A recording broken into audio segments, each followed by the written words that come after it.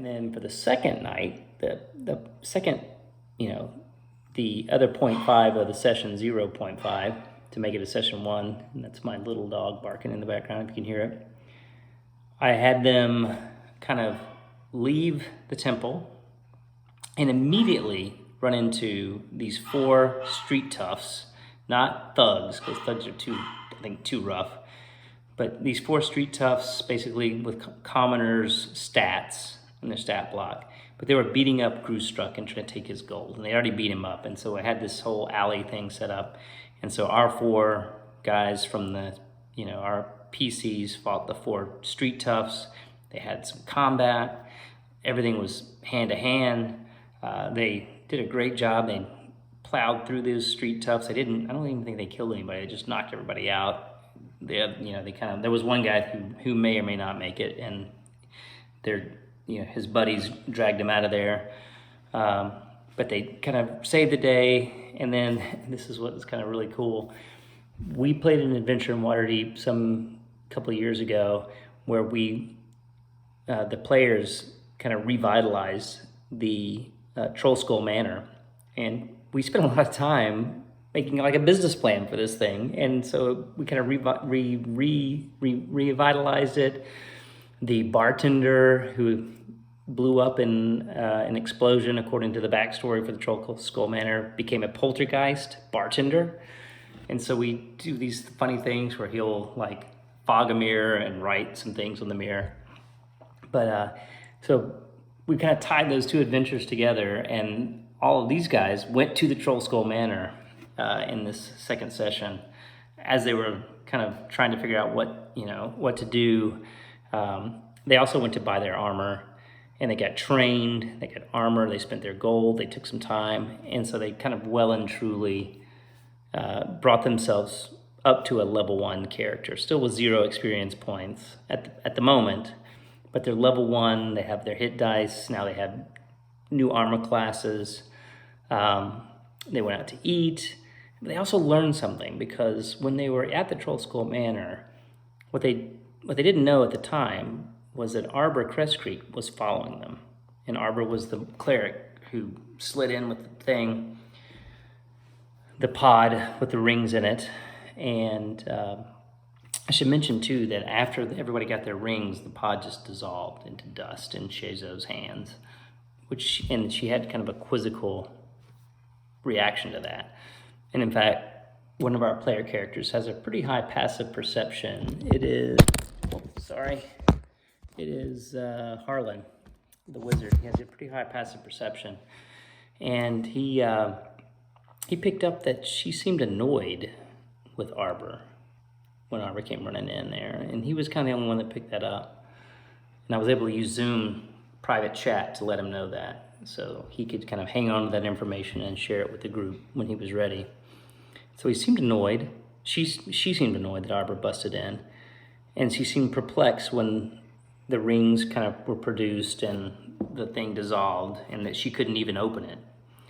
So Arbor gives more of the story to the group when he follows them to Troll Skull. And he tells them basically that he's a lowly cleric. He's basically chamber pot cleaner at this point. He was chamber pot relocator, and he got demoted to cleaner because of what he did.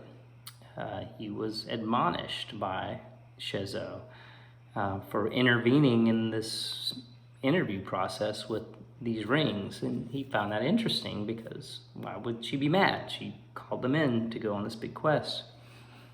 Why would she be upset that they now are better equipped to attack whatever awaits them as they begin this quest across Faerun?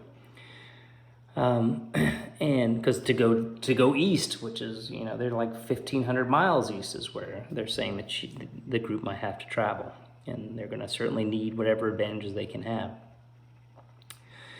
And so he tells them in the Troll Skull Manor, he kind of sneaks. He's got this ridiculous disguise, and he's sneaking in, and he's telling them that she was really upset with him, and he's not really sure why, but he's overheard some things as in his position as kind of the chamber pot guy. Requires him to move all over the church and on all various floors, and he's heard some arguments, some disagreements between Shezo and some of the other clerics and some of the other higher elders, and there's disagreements about what the prophecy actually means, and some of the more vocal, I guess, critics of Shezo's interpretation have now disappeared. He doesn't know what's going on. He says, I'm going to leave. One of the doors of the church is unlocked, one of the side entrances. Should you, as you're trying to figure this out, decide to come back and maybe do some investigation back in the church. And so he leaves that with them. The wizard character, Harlan, didn't have a lot going for him at the armory, obviously. So now the group, kind of concluded session, the other half of the 0.5, now the group gets to decide, do they want to go to the library? Do they want to go back to the church? The library would be for Harlan to maybe learn another spell, or for them all to research. What do they know about the church? What about the prophecy? What about this area that they were told they needed to go to, which incidentally is called Dragon's Pine, and it's just this big mountain range way out east that no one really knows about. What else can they learn? Or do they just start heading out east? So they kind of have three options when we get back together again. I think that's caught you guys up. And I've been talking an awful lot, and I've not even had a sip yet. It's been sitting here the whole time. Give me 1 second. Good grief. So I'd love to hear your questions, your comments, your suggestions. Let me know what you think. I've got a pretty good idea for the next session already, regardless of what the guys choose, and I hope I can film it. I think you guys will like it.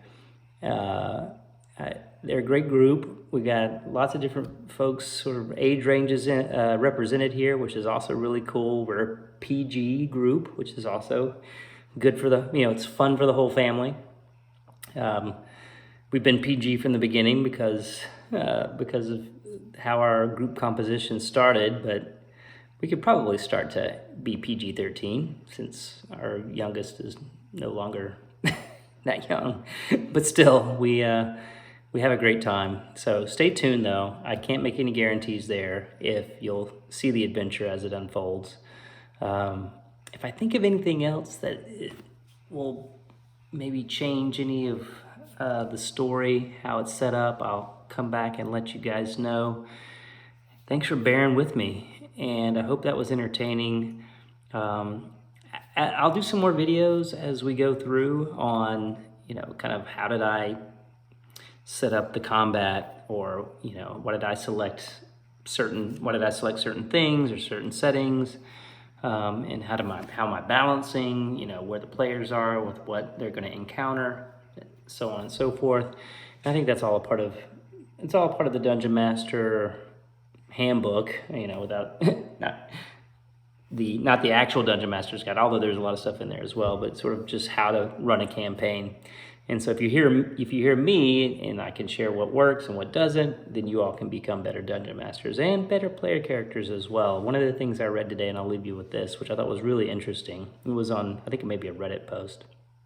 Somebody said, it's not always, it's the kind of the entertainment value of the game is not squarely on the shoulders of the Dungeon Master. It is a shared story. And so it's everyone's responsibility to kind of participate and pitch in and be a part of the storytelling. And so my wife was telling me, she's like, I don't know, I hear you talk an awful lot. I'm like, yeah, I think that's probably because I hope it's because it's early. And everyone's learning kind of where they're at, who they are, what they're doing. And so I've kind of got to do a lot of sculpting of the setting and setting things up, which requires me to yammer on a bit.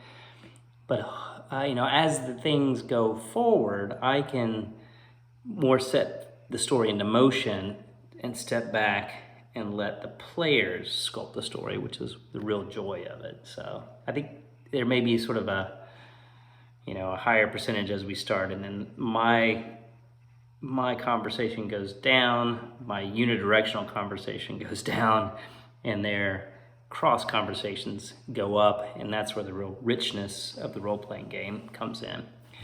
So I hope you've enjoyed this, and I look forward to hopefully posting an actual gaming session.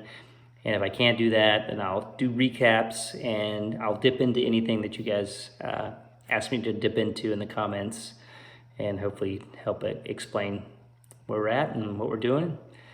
And with that, have a good night.